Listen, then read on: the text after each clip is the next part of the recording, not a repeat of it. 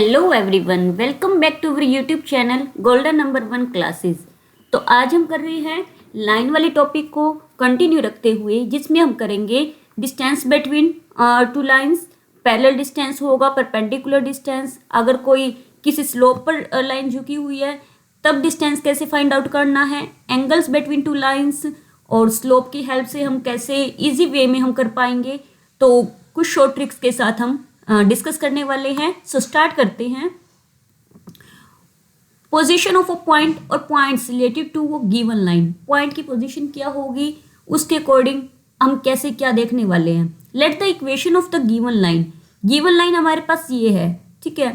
Let the coordinates of the two given points.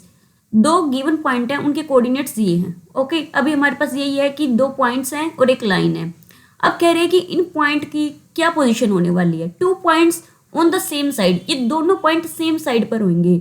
कब होंगे? जब हम x की जगह x और y की जगह पहला पॉइंट रखें, x1 y1 के साथ ये बने, और ये इन दोनों को जब हम पुट करेंगे ax1 plus by1 plus c और ax2 plus by2 plus c, इसको सोल्व करने पे हमारे पास जो भी वैल्यू आएगी उनके क्या होंगे, सेम साइन रखेंगे। अगर ये सेम साइन रखते हैं तो हम कहेंगे सेम साइड पर है, ठीक है।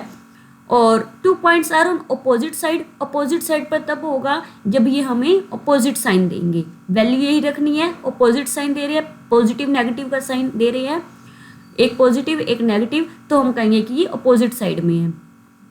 और a point x1 y1 will lie on the side of origin. Origin के साइड पर है relative to the line. Then if कब होगा वो, जब एक तो ये वाली वैल्यू, जब हम, क्योंकि हम सिर्फ एक पॉइंट पे चेक कर रहे हैं, एक पॉइंट पे चेक करें मतलब वो वैल्यू, और जो लास्ट नंबर होएगा विदाउट एक्स एंड वाई का, यानी कि कांस्टेंट जो नंबर होगा, ये दोनों क्या रखेंगे, सेम साइन रखेंगे। यानी कि ये अगर पॉजिटिव है तो ये भी पॉजिटिव, ये नेगेटिव है तो ये भी negative. Point x1 y1 will lie on the side opposite side of the origin. Origin के अपोजिट साइड कब होगा, जब ये अपोजिट साइन रखेंगे। नॉर्मल सा है, कुछ ज़्यादा इसमें नहीं था। आगे आते हैं हम जो एक्स्ट्रा नया सीखने वाले हैं। Condition of collinearity of three points. Three points collinear कब होंगे, यानी कि एक लाइन पे थ्री पॉइंट्स कब होंगे, उनके लिए कंडीशन क्या है। आपको रट्टा लगाना है, रट्टा लगा लो, कैसे भी कर लो। देखो, अगर ये पॉइंट x1 y1 है, ये पॉइंट अगर x2 y2 है, और ये पॉइंट अगर x3 y3 है, आपने करना क्या है, तीन पॉइंट्स कोलिनियर है ना, ठीक है। कोलिनियर होने की कंडीशन को डायरेक्ट चेक करने के लिए आप क्या कर सकते हो, सबसे पहले इन दो पॉइंट की इक्वेशन निकाल लो, ठीक है। Equation of line in point की हेल्प से क्या होएगी, x माइनस में x1, ठीक है, और x माइनस x1, सॉरी यहाँ पर पहले y होता है, मैं गलत बोल रही हूँ। क्या होती है equation of line, y minus y1 equal to y2 minus y1 divide by x2 minus x1 और इनटू में x माइनस x1, ये होती है। अब ये लाइन आगे बढ़ते हुए ये वाला पॉइंट लाइन को ही सेटिस्फाई कर रहा है, मतलब क्या है, x और y को ये पॉइंट सेटिस्फाई करेगा, तो जहाँ y है वहाँ y3 रख दो, मतलब बन गया y3 minus y1 equal to y2 minus y1 divide by x2 minus x1, और यहाँ x की जगह क्या आ जाएगा, x3 माइनस x1। तो ये हमारे पास कंडीशन किसकी हो जाएगी, कोलिनियरिटी की, और यही कंडीशन यहाँ पर ये वाली लिखी हुई है, ठीक है। तो आप इसको इस तरीके से भी देख सकते हो कि अगर पॉइंट्स कोलिनियर है। पॉइंट्स कोलिनियर होने का एक कंडीशन क्या थी, 23 31 12 फॉर्मूला जो मैंने बताया था वो 0 होना चाहिए, यानी कि x1 23 मतलब y2 minus y3 plus x2 31 मतलब y3 माइनस y1 और 12 x3 लिख के फिर 12 मतलब y1 माइनस y2। अगर ये इसका जो है सोल्व करने पे ये 0 आ रहा है तो कोलिनियर है, वरना नहीं है। इसको हम 23 31 12 से याद रखते हैं, ठीक है। और 23 31 12 ये y के अंदर वैल्यूज लेते हैं, ठीक है।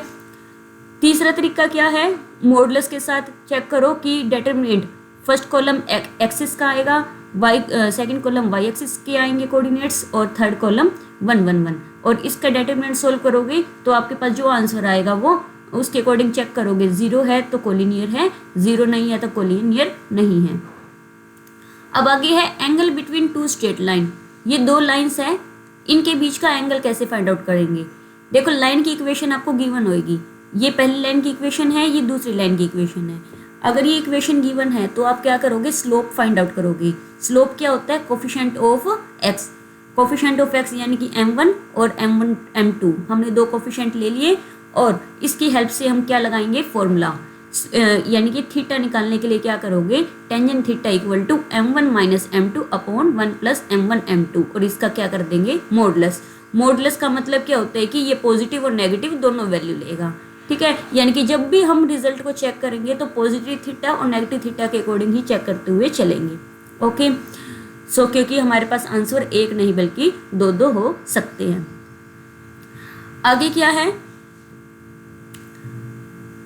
इफ, एक सेकेंड जी, if theta is the acute angle, acute मतलब हमारे पास पॉजिटिव थीटा है, ओके, स्ट्रेट यानी कि टेंजेंट हमें पॉजिटिव वैल्यू देगा इन स्ट्रेट लाइन के बीच में, तो टू लाइन्स आर पैरेलल, दो लाइन पैरेलल कब होंगी, अगर दोनों की स्लोप इक्वल होगी, ठीक है। यानी कि m1 और m2 अगर इक्वल है, इसका मतलब हम कहेंगे लाइन पैरेलल है।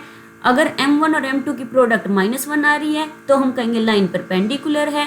If one line is parallel to y, यानी कि y एक्सिस के पैरेलल अगर एक लाइन जा रही है, दूसरी चाहे कैसे भी जा रही हो, तो पहले की स्लोप का मतलब नहीं बढ़ता, दूसरे की स्लोप अगर हमारे पास m है तो इन दोनों के बीच का जो एंगल बनेगा, जो टेंजेंट थीटा बनेगा दोनों के बीच की स्लोप, तो वो क्या होएगी, प्लस माइनस 1/m होएगी, ठीक है।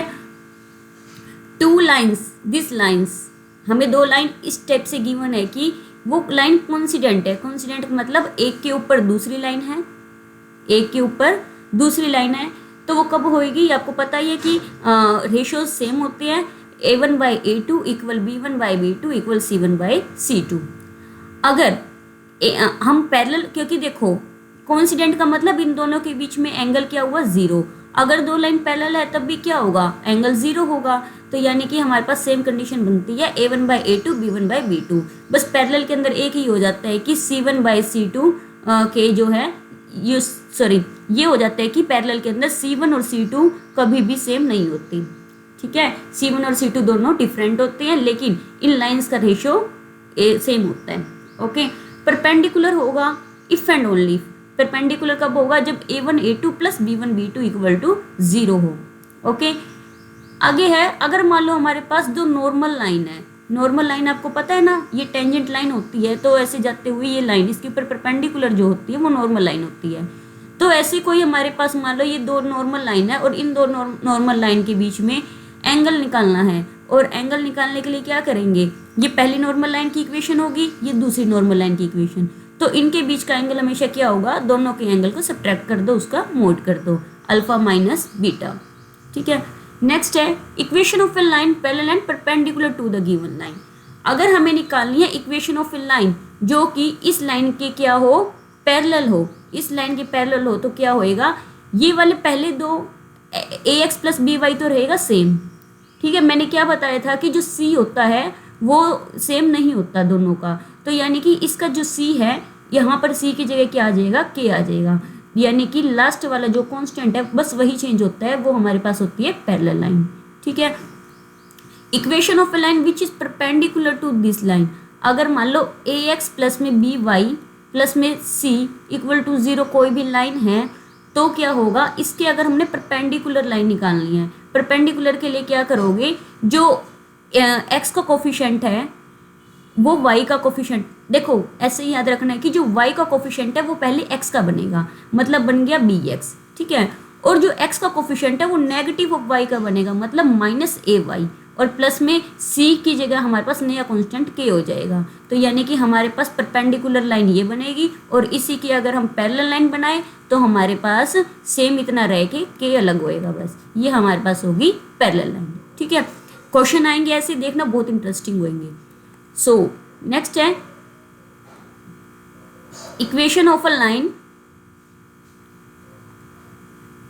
Making an angle with other line, यानी कि इक्वेशन ऑफ ए लाइन जो दूसरी लाइन के साथ एंगल बना रही है, तो हम उसके लिए क्या लगाएंगे फॉर्मूला, दूसरी लाइन अगर हमारे पास ये है, ये पॉइंट है और ये अल्फा है, तो फॉर्मूला क्या होगा, y minus y1 equal to m plus minus tangent alpha. Tangent alpha क्यों, क्योंकि हमारे पास ये स्लोप बनती है टेंजेंट अल्फा की, वही है, ये हमारे पास दोनों लाइन के बीच का एंगल, और ये इक्वेशन ऑफ लाइन का फॉर्मूला हो गया। ठीक है, अब हम करते हैं नेक्स्ट टॉपिक। क्या है next concept? Line of perpendicular, sorry length of perpendicular. Perpendicular length निकालनी हो, मान लो ये पॉइंट है और ये एक लाइन है। इस पॉइंट, ये पॉइंट जो है इस लाइन के ऊपर परपेंडिकुलर डिस्टेंस पे जो अगर हमें डिस्टेंस निकालना परपेंडिकुलर, उसका फॉर्मूला क्या होगा? ये x1 y1 इस पॉइंट को लाइन को सेटिस्फाई करेंगे। x की जगह x1, y की जगह y1, यानी कि सेटिस्फाई करते हुए हम यहाँ पुट कर देंगे। क्या हो जाएगा? ax1 plus b y1 plus में c, इसका कर देना है मोड डिवाइड बाय, इसका निकाल देना है आपने x जो x है उसके कोफिशिएंट का स्क्वायर प्लस में y के कोफिशिएंट का स्क्वायर। ये हमारे पास क्या होगा? Perpendicular distance. परपेंडिकुलर डिस्टेंस अगर p है तो इसको p कह देंगे। Length of perpendicular distance from origin. अब ओरिजिन की बात करें, ऑब्वियस है x1 की जगह 0, y1 की जगह 0, बचा क्या? c बाई में दिस, तो ये हमारे पास क्या हो गया? ओरिजिन से। नेक्स्ट है distance between two parallel line. Two parallel line के बीच में डिस्टेंस निकालना हो तो क्या करते हैं? देखो ये वाले आगे वाले तो सेम होते हैं, इन दोनों को माइनस करोगे, ठीक है, तो 0 हो जाएगा। बचेगा कौन? अलग अलग होते हैं c1 और c2, तो क्या होएगा? c1 माइनस c2 और डिवाइड बाय a स्क्वायर और b square. c1 minus c2 upon a square plus में b स्क्वायर। ठीक है, distance between two parallel line. अब पैरेलल लाइन में इसमें क्या फ़र्क है?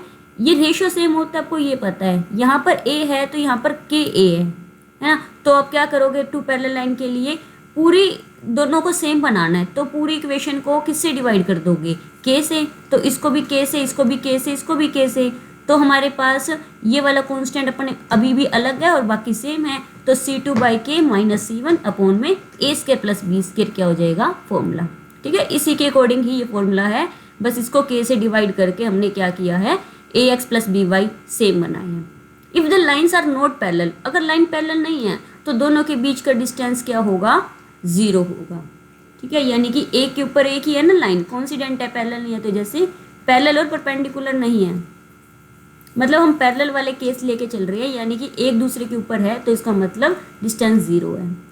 अब करते हैं first question. If point P1y lies on perpendicular bisector on the line segment whose end points are this and this, then y is equal to।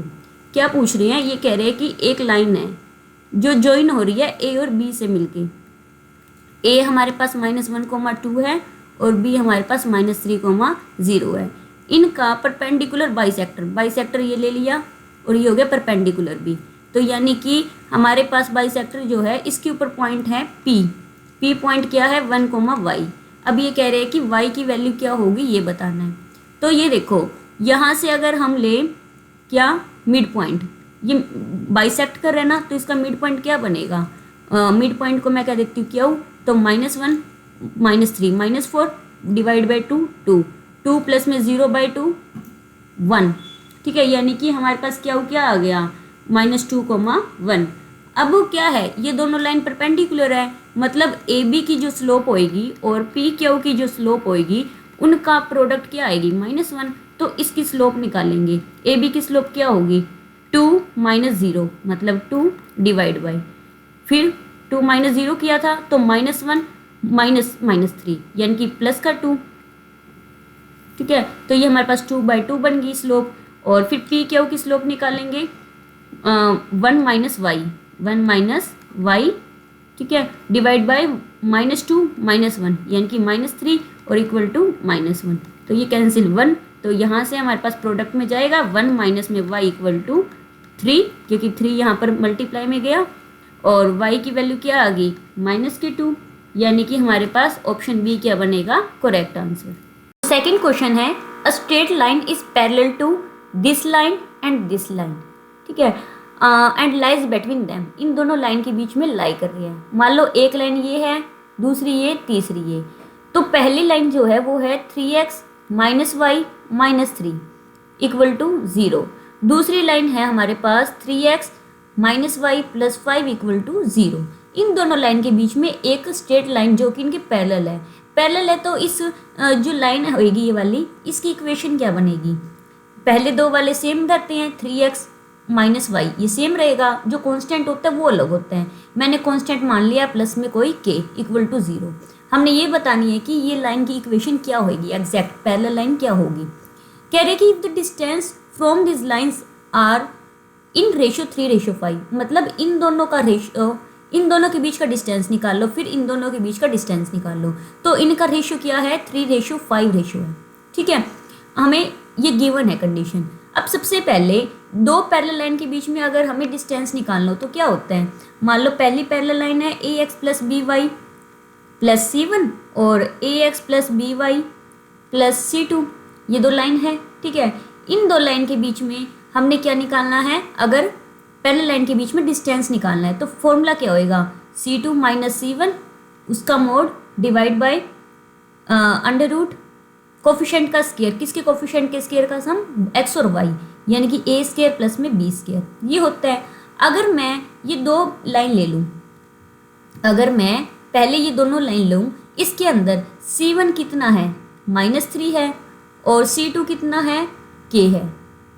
ठीक है, c1 और c2 की वैल्यू ये हुई, तो इन दोनों के बीच का डिस्टेंस अगर मैं निकाल लूँ d1, पहले दो लाइन का डिस्टेंस क्या होएगा, k -3 मतलब +3, इसका mod divide by under root, x का कोफिशिएंट 3 है, 3 का स्क्वायर प्लस में y का कोफिशिएंट -1 है, -1 का स्क्वायर।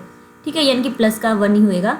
तो हमें क्या मिल गया, d1 की वैल्यू ये k प्लस में 3 मिली। अब एक बार मैं ले रही हूँ अब नेक्स्ट टू लाइन्स, ये वाली, इन दोनों लाइन्स के बीच का डिस्टेंस हम निकालेंगे। इस बार c1 की वैल्यू क्या है, दूसरा डिस्टेंस के लिए हमारे पास c1 की वैल्यू, पहले मैं लिख रही हूँ c1 की वैल्यू क्या है, k है, और c2 क्या है, इस बार c2 है 5, है ना, c1 k हो गया और c2 5 हो गया। तो डिस्टेंस क्या होएगा, d2 डिस्टेंस क्या है हमारे पास, 5 माइनस में k, उसका mod divide by under root 3 square plus में 1 स्क्वायर।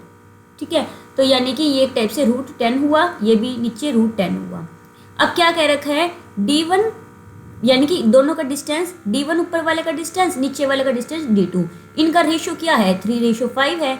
तो हम क्या करेंगे, d1 बाई d2 करेंगे, तो नीचे से √10 कैंसिल हो जाएगा, क्या बना हमारे पास, k प्लस में 3 बाई में 5 माइनस k इक्वल टू क्या आ गया, 3/5 आ गया।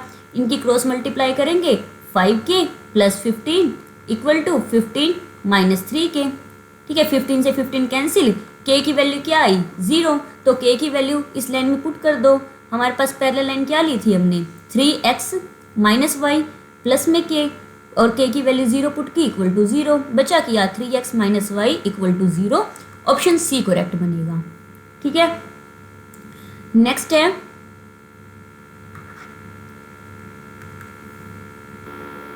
क्वेश्चन थर्ड है, if a line passing through origin and make an angle 45 degree. Line कहाँ से पास हो रही है, ओरिजिन से हो रही है। ठीक है, यानी कि पासिंग पॉइंट हमारे पास क्या है, 0 0, और थीटा एंगल कितना है, 45 डिग्री, और इंटरसेक्ट अ लाइन, इस लाइन को इंटरसेक्ट कर रही है at point P, then OP क्या होगा। देखो ये हमारे पास y एक्सिस है, ये x एक्सिस है, ओरिजिन से एक लाइन जा रही है और एक लाइन ऐसे जा रही है, और इस लाइन को, ये लाइन क्या है, x माइनस 2y प्लस 4 है, इस लाइन को इंटरसेक्ट कर रही है, मतलब यहाँ पर इंटरसेक्ट करके पॉइंट P मिल रहा है हमको। P पॉइंट क्या होगा, हमें ये देखना है। ठीक है, फिर हमें OP यानी कि OP हमें डिस्टेंस निकालना होगा कि क्या होगा। ठीक है, तो हम देखते हैं कैसे करेंगे। तो सबसे पहले यहाँ से हमारे पास जो लाइन होएगी, इस लाइन की एंगल हमारे पास, हमें ये पता है कि 45 डिग्री है। पहले इस लाइन की हम इक्वेशन निकाल लेते हैं। कौन सी line, equation of line OP। OP line की इक्वेशन क्या होएगी, पासिंग पॉइंट 0 0 है, तो जब पासिंग पॉइंट 0 0 हो तो हमारे पास इक्वेशन क्या होती है, y इक्वल टू mx। ठीक है, m क्या होएगा, स्लोप, स्लोप कितनी, tangent 45 degree which is equal to 1, तो m की वैल्यू क्या आई, 1, तो y क्या हो गया, x, यानी कि ये लाइन की इक्वेशन क्या मिल गई हमें, y इक्वल टू x, क्योंकि ये जो लाइन है इस पॉइंट लाइन को सेटिस्फाई करेगी, यानी कि इस लाइन के पॉइंट इसको सेटिस्फाई करेंगे, मतलब y इक्वल टू x इस लाइन को सेटिस्फाई करेगा। तो जो y है, y की जगह हम पुट कर देंगे यहाँ x, तो x माइनस में 2x प्लस 4 इक्वल टू 0। ठीक है, यहाँ से x की वैल्यू हमें क्या मिल गई, यहाँ पर हमने माइनस एक्स हुआ और एक्स की वैल्यू हमें मिल गई 4, क्योंकि वाई एक्स के इक्वल है तो वाई भी क्या मिल गया 4, तो पी पॉइंट क्या मिल गया 4,4। अब ओपी ओ हमारे पास क्या है 0 0, अब ओपी डिस्टेंस निकाल सकते हैं, मतलब 4 का स्क्वायर प्लस 4 का स्क्वायर इट्स अंडर रूट, तो यानी कि क्या मिल जाएगा 4 का स्क्वायर 2 टाइम है तो यानी कि 4√2। इसका मतलब हमारे पास ऑप्शन सी क्या रहेगा, करेक्ट आंसर रहेगा। ठीक है, नेक्स्ट क्वेश्चन है क्वेश्चन नंबर 4।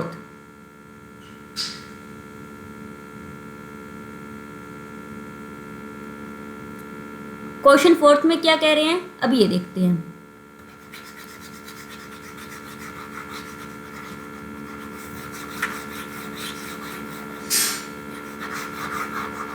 हाँ जी, so the angle between the line this and this is क्या होगा, एंगल के लिए क्या करते हैं टेंजेंट थीटा करते हैं, इक्वल टू दोनों लाइन की स्लोप का यूज करेंगे। मान लो पहली लाइन की स्लोप क्या है m1 है, दूसरी लाइन की स्लोप m2 है, तो क्या करेंगे m1 माइनस m2 इसका mod divide bye 1 plus m1 m2 का मोड, है ना।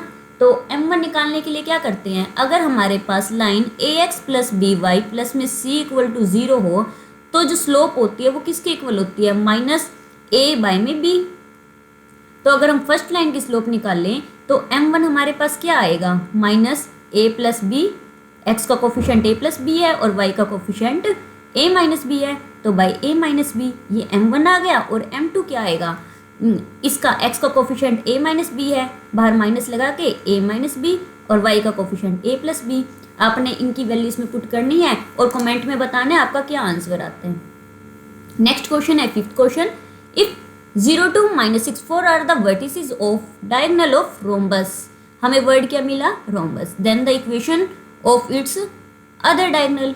तो आपको ये चीज़ पता है कि रोम्बस के अंदर एक चीज़ होती है कि जो डायगोनल होते हैं, डायगोनल वो एक दूसरे को क्या करते हैं, बाइसेक्ट करते हैं, डायगोनल एक दूसरे को बाइसेक्ट करते हैं, यानी कि जो दोनों का मिड पॉइंट है वो सेम रहता है। ठीक है, दूसरी बात क्या है, इक्वेशन क्या कह रहे हैं अदर डायगोनल। दूसरी बात ये है कि डायगोनल जो होते हैं वो परपेंडिकुलर होते हैं, क्या होते हैं परपेंडिकुलर। अब इन्होंने कहा क्या है, इन्होंने कहा है कि 0 2 एक डायगोनल के पॉइंट क्या है, यानी कि एक डायगोनल का पॉइंट है 0 2 और -6 4, ये एक डायगोनल के पॉइंट है। तो इक्वेशन ऑफ वन डायगोनल क्या होगी, पासिंग पॉइंट अगर 0 2 हो तो इक्वेशन क्या होगी y - 2 इक्वल टू स्लोप के लिए क्या करते हैं 4 - 2 which is equal to 2 divide by 6 - 0 मतलब -6, ठीक है, और x - x1 मतलब 0, यानी कि हमने एक डायगोनल की इक्वेशन निकाल ली। क्या होगी, यहाँ पर 3 पे कैंसिल हुआ, ये बन गया -3y माइनस में 6, सॉरी माइनस माइनस प्लस हो जाएगा, वहाँ मल्टीप्लाई जाते ही 6 इक्वल टू x, मतलब क्या बन गई equation of one diagonal x plus 3y minus 6 equal to 0। ठीक है, अब क्या कह रहे हैं, अब ये हमारा आंसर नहीं है, देखो वैसे ये प्रेजेंट है, ये ऑप्शन इसमें प्रेजेंट है, लेकिन ये हमारा आंसर नहीं है। हमने करना क्या है, परपेंडिकुलर यानी कि दूसरे डायगोनल की इक्वेशन निकालनी है। हमें ये पता है कि डायगोनल परपेंडिकुलर होते हैं, तो इस इक्वेशन के परपेंडिकुलर लाइन की इक्वेशन क्या होगी, जो y का 3 है, देखो x का कोफिशिएंट 1 है ना। मैंने ये बताया था कि अगर मान लो ax plus B Y plus में c इक्वल टू 0 हो, इसके परपेंडिकुलर अगर कोई लाइन निकालनी है तो वह कैसे निकलती है, जो y का कोफिशिएंट है वो x का कोफिशिएंट बन जाता है, bx हो गया, लेकिन जो x का कोफिशिएंट है वो नेगेटिव ऑफ y बनता है, मतलब -ay, प्लस में कांस्टेंट चेंज हो जाता है k में, तो ये हमारे पास इक्वेशन बनती है। तो इसके अकॉर्डिंग इक्वेशन क्या बनेगी, 3x - y प्लस में k इक्वल टू 0। अब अगर हमें k की वैल्यू मिल जाए तो हमारा काम हो जाएगा। ठीक है, तो k की वैल्यू हमें फाइंड आउट करनी है। तो देखो ये सब कुछ अब खत्म, अब हमने करना क्या है, इस इक्वेशन को रखना है और हमें k की वैल्यू फाइंड आउट करनी है। अभी मैंने आपको ये बताया कि जो मिड पॉइंट होता है, मिड पॉइंट जो दोनों डायगोनल का मिड पॉइंट सेम होता है, तो अगर मैं इस डायगोनल का मिड पॉइंट निकाल लूँ तो वो वाला मिड पॉइंट जो हम परपेंडिकुलर डायगोनल का निकाल रहे हैं वो सेम होएगा, मतलब ये मिड पॉइंट इस इक्वेशन को भी सेटिस्फाई करेगा। तो इसका मिड पॉइंट क्या बनता है, ये हमें मिलेगा -6/3 2 -3 और 2 + 4 6/2 2 3 यानी कि 3 3, x की जगह 3 पुट करो, 3 इंटू 3, वाई की जगह 3 पुट करो, सॉरी यहाँ पर -3 पुट करना था, ये 3 प्लस के इक्वल टू 0। के कितना आ गया, के आया 12, मतलब इक्वेशन क्या बन गई हमें, x 3x minus Y plus 12 equal to 0, मतलब ऑप्शन सी करेक्ट बनेगा। ठीक है, तो आपके पास अगर इंफॉर्मेशन पूरी है, पूरी आपको नॉलेज है कि क्या क्या कंडीशंस होती हैं, सारा कुछ पता है, तो आप इजीली फाइंड आउट कर सकते हैं। नेक्स्ट है equation of line passes through, passing point दे दिया, मेकिंग एंगल विद लाइन। देखो ज़्यादा मैं इसके अंदर गड़बड़ घोटाला नहीं देखने वाली, करना चाहे तो हम रूल को फॉलो करते कर सकते हैं। मैंने बताया था किसी लाइन के साथ बना रहा है तो कैसे करना है। मैं तो सीधा सीधा पासिंग पॉइंट मिल गई, मतलब ये x की वैल्यू 3 मिल गई, y की वैल्यू 2 मिल गई। पुट करके देख लो, x की वैल्यू 3 और y की वैल्यू 2। यहाँ पर मैंने पुट किया 3 माइनस में 6, ये तो 9 नहीं होता, मतलब पहला ऑप्शन हो ही नहीं सकता, यानी कि माइनस वाला सी भी नहीं हो सकता। बी और डी में चेक करेंगे तो x की जगह अगर मैं 3 पुट करूँ और y की जगह 2 पुट करूँ तो 9 आया। क्या इसको भी सेटिस्फाई कर रहा है, x की जगह 3 और y की जगह 2, ये 9 to 11 आया, लेकिन यहाँ तो 7 है, तो ये 7 के इक्वल नहीं है, मतलब बी ऑप्शन भी रॉन्ग हुआ। इसका मतलब ऑप्शन डी क्या बनेगा, करेक्ट आंसर। ठीक है, आगे है क्वेश्चन नंबर 7। क्वेश्चन 7 में कह रहे हैं find the distance of the line from point measured along line making angle 135 degree with positive x axis. देखो भाई क्या है, डिस्टेंस निकालना है एक लाइन का, एक पॉइंट से, ये लाइन है 4x minus Y equal to 0, point के साथ डिस्टेंस निकालना है, और ये एंगल कितना है, पॉइंट है हमारे पास 41 और एंगल कितना है 135 डिग्री। क्या करेंगे हम डिस्टेंस निकालने के लिए, सबसे पहले 135 डिग्री के अकॉर्डिंग टेंजेंट 135 निकाल लो, मतलब इसकी स्लोप निकाल लो। स्लोप क्या होएगी, टेंजेंट 135 मतलब 180 माइनस 45, मतलब सेकंड क्वाड्रेंट में नेगेटिव आंसर, तो टेंजेंट 45 1 होता है, मतलब हमारे पास स्लोप कितनी आ गई -1। ठीक है, स्लोप -1 आई। अब क्या करेंगे हम, इसके अकॉर्डिंग हम इसकी इक्वेशन निकाल लेंगे। ओके, तो इक्वेशन हमारे पास क्या बनेगी, y minus 1 equal to -1 into x minus 4, क्योंकि पासिंग पॉइंट जो है वो पुट कर दिए, y minus 1 equal to minus x plus में 4, और ये बन गया y plus x equal to 5। ये इक्वेशन बन गई हमारे पास। ठीक है, अब दो लाइन्स है, दो लाइन्स के बीच का हमें क्या निकालना है, डिस्टेंस निकालना है। मतलब डिस्टेंस निकालने के लिए अगर मैं x और y की वैल्यू निकाल दूँ यहाँ से, मतलब अगर मैं ये वाला पॉइंट निकाल दूँ, एक पॉइंट है, ये पॉइंट निकाल दूँ, डिस्टेंस निकल आएगा। तो यानी कि 4x माइनस वाई तो ये है, ठीक है, और एक क्या आया है y plus x equal to 5। इसको सोल्व करो, सोल्व करेंगे 5x इक्वल टू 5, x की वैल्यू आ गई 1, मतलब एक पॉइंट मिल गया 1, x की वैल्यू 1 पुट करेंगे, y की वैल्यू आ जाएगी 4, मतलब हमें ये 2 पॉइंट मिल गए। हमें यही डिस्टेंस निकालना था। ये डिस्टेंस क्या होएगा, 1 माइनस 4 का स्क्वायर यानी कि 3 का स्क्वायर, और 4 माइनस 1 का स्क्वायर, फिर 3 का स्क्वायर। 3 का स्क्वायर मतलब 9 प्लस 9 यानी कि 3√2। 3√2 हमें मिल जाएगा डिस्टेंस। ऑप्शन ए क्या बनेगा, करेक्ट आंसर। ठीक है, नेक्स्ट है 8th क्वेश्चन। 8th क्वेश्चन में क्या कह रहे हैं, find the line perpendicular to the line this passing through this. बिल्कुल इजी, किसके परपेंडिकुलर लेना है, x minus 2y plus 3 equal to 0। इसकी परपेंडिकुलर लाइन क्या बनेगी, ये जो -2 है ये x का कोफिशिएंट हो जाएगा, मतलब -2x, और जो x का कोफिशिएंट वही है वो नेगेटिव के साथ y का बन जाएगा, मतलब -y, प्लस में 3 की जगह क्या आ जाएगा, k इक्वल टू 0। इसको सेटिस्फाई कौन कर रहा है, 1 और -2, तो x की जगह 1 पुट करो और y की जगह -2। ठीक है, तो क्या बन गया, -2 plus 2 plus k equal to 0। k की वैल्यू क्या आ गई, 0 आ गई। k की वैल्यू 0 आई तो हमें किस में पुट कर देंगे, परपेंडिकुलर वाली इक्वेशन में, मतलब -2x minus Y equal to 0, 2x plus Y equal to 0, मतलब ऑप्शन ए क्या बनेगा इसका करेक्ट आंसर। ठीक है, आगे है क्वेश्चन नंबर 9। क्वेश्चन नंबर 9 में क्या कह रहे हैं, the line passes through 1 1 and parallel to this. Easy है, किसके पैरेलल है, 2x minus 3y plus 5 equal to 0। इसकी पैरेलल लाइन की इक्वेशन क्या होएगी, 2x माइनस 3y प्लस 5 की जगह क्या आ जाएगा, c आ जाएगा। पासिंग पॉइंट क्या है, 1 1 है, x की जगह 1 पुट कर दो, y की जगह 1 पुट कर दो, c की वैल्यू क्या आ गई, 1 आ गई। तो c की वैल्यू 1 यहाँ पुट करो तो हमें क्या मिल गया, 2x minus 3y plus 1 equal to 0। Option B क्या बनेगा इसका करेक्ट आंसर। 10th क्वेश्चन क्या है, लास्ट क्वेश्चन हमारा, find the angle between the line. इन दोनों लाइन के बीच में एंगल निकालना है। एंगल के लिए आपके पास फॉर्मूला क्या है, tangent theta equal to slope m1 minus m2 upon 1 plus m1 into m2। तो आपको एंगल निकालना होगा, तो इसके लिए आपको इसकी स्लोप निकालनी है और इसकी स्लोप निकालनी है। सॉल्व करना है, कमेंट में इसका आंसर बताना है। देखते हैं कौन इसका करेक्ट आंसर बताता है और किसने वीडियो को पूरा देखा है। Thanks for watching, keep sharing and subscribe.